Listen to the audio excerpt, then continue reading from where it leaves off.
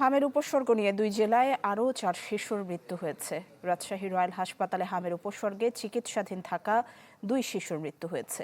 আর medical college হাসপাতালে মারা গেছে 1 শিশু। এছাড়া হামের লক্ষণ নিয়ে ময়মনসিংহে 1 শিশুর মৃত্যু হয়েছে। এদিকে বরগুনা, পাবনা, কুষ্টিয়া সহ দেশের বেশিরভাগ জেলায় বেড়েছে হামের উপসর্গ নিয়ে ভর্তি রোগীর সংখ্যা। চিকিৎসকরা বলছেন, যেসব শিশুর রোগ প্রতিরোধ ক্ষমতা কম তারা বেশি জটিলতার শিকার হচ্ছে।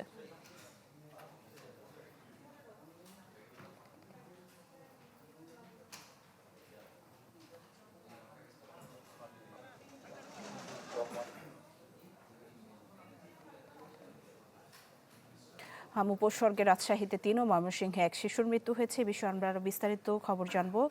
রাজশাহী থেকে আমাদের সাথে যুক্ত হচ্ছেন আবরার শাহির এবং ময়মনসিংহ থেকে যুক্ত আছেন সুলতান মাহমুদ কনিক। শুরুতে আবরার শাহিরের কাছে যাব। আবরার, যেমনটি জানাচ্ছিলাম, 3 শিশুর মৃত্যুর খবর। সবশেষ আর কি তথ্য আছে হাসপাতালে ভর্তি রোগীদের জানাবেন।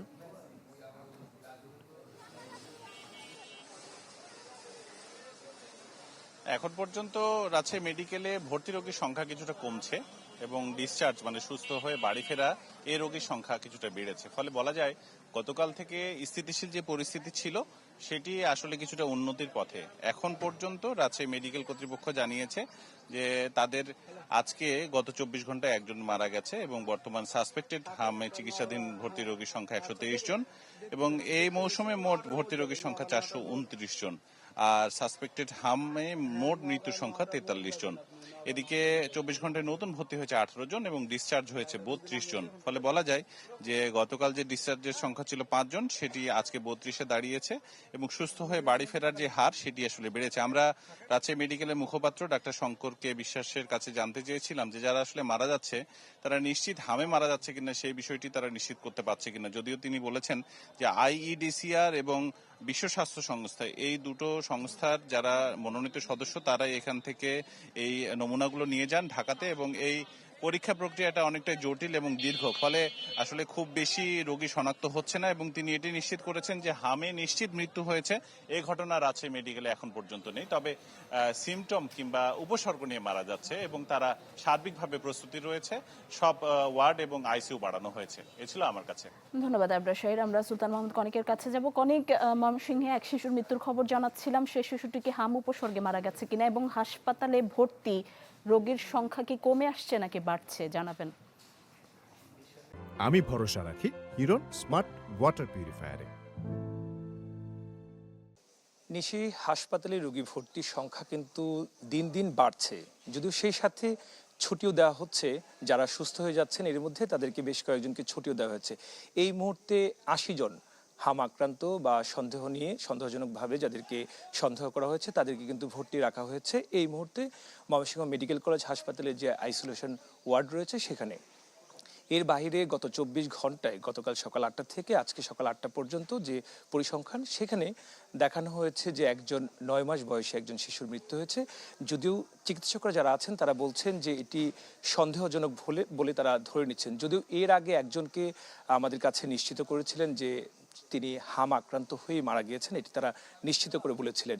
যদি বলে রাখি যে গত 17 মার্চ থেকে আজকের দিন পর্যন্ত ময়মনসিংহ মেডিকেল কলেজ হাসপাতালের যে আইসোলেশন ওয়ার্ড খোলা হয়েছে সেখানে প্রায় 276 জন হাম আক্রান্ত এবং সন্দেহজনকভাবে যাদেরকে ধারণা করা হচ্ছে তাদেরকে চিকিৎসা দেওয়া হয়েছে এবং এই সময়ের মধ্যে 7 জন শিশু মারা গিয়েছে।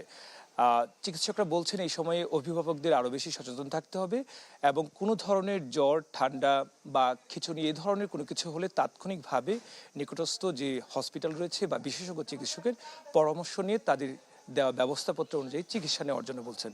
সেক্ষেত্রে কোনো ধরনের অবহেলা যেন অভিভাবকরা না করেন সেটি তারা বলছেন। নিশি, ধন্যবাদ কনিক আপনাকে। এই মুহূর্তে পাবনা থেকে যুক্ত হয়েছেন শাহিন রহমান। শাহিন, পাবনা মেডিকেলে যেসব রোগী ভর্তি হচ্ছে তাদের মধ্যে হাম উপসর্গ নিয়ে কত সংখ্যক রোগী ভর্তি হয়েছে, সবশেষ কি খবর আছে আপনার কাছে? নিশি, পাবনা জেনারেল হাসপাতালের সর্বশেষ যে তথ্য তারা জানিয়েছে আমাদেরকে, নতুন করে যত 24 ঘন্টায় হামের আক্রান্ত হয়ে 18 জন রোগী ভর্তি হয়েছে গত 24 ঘন্টায়। আর গত এক সপ্তাহে আক্রান্তের সংখ্যা 98 জন এবং বর্তমানে পাবনা জেনারেল হাসপাতালে হামে আক্রান্ত এবং উপসর্গে আক্রান্ত হয়ে ভর্তি আছেন 50 জন রোগী। অর্থাৎ গত কয়েকদিনের যে তথ্য আমরা দেখেছি সেখানে কিন্তু নিয়মিতভাবেই হামে আক্রান্ত রোগীর সংখ্যা বেড়েই চলেছে এবং যে নতুন করে যারা ভর্তি হচ্ছেন এবং যারা দু একজন সুস্থ হচ্ছেন তাদেরকে ছুটি দেওয়া হচ্ছে এবং আমরা এই বিষয়টি নিয়ে হাসপাতাল কর্তৃপক্ষের সঙ্গে কথা বলেছি যে রোগীদের একটি যে অভিযোগ রয়েছে ঠিকমতো চিকিৎসা না পাওয়া সে বিষয়টি নিয়েও তারা কাজ করছেন এবং যারা এই কাজে গাফিলতি করছেন তাদের বিষয়েও খুব নজরদারি রেখেছেন। আমরা পাবনা সিভিল সার্জন কার্যালয়ের civil surgeon doctor Abul Kalam আজাদের সঙ্গে কথা বলেছি।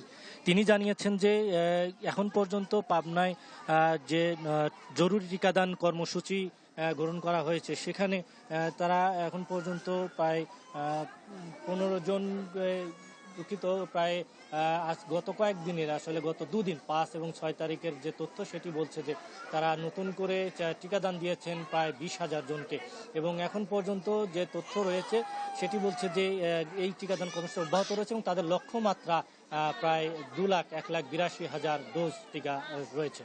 তো এই ছিল নিশি সর্বশেষ অবস্থা। ধন্যবাদ আপনাকে শাহিন রহমান। দর্শক দেখছিলেন রাজশাহী, ময়মনসিংহ এবং পাবনা থেকে আমাদের সহকর্মীরা আমাদের সাথে যুক্ত হয়েছিলেন।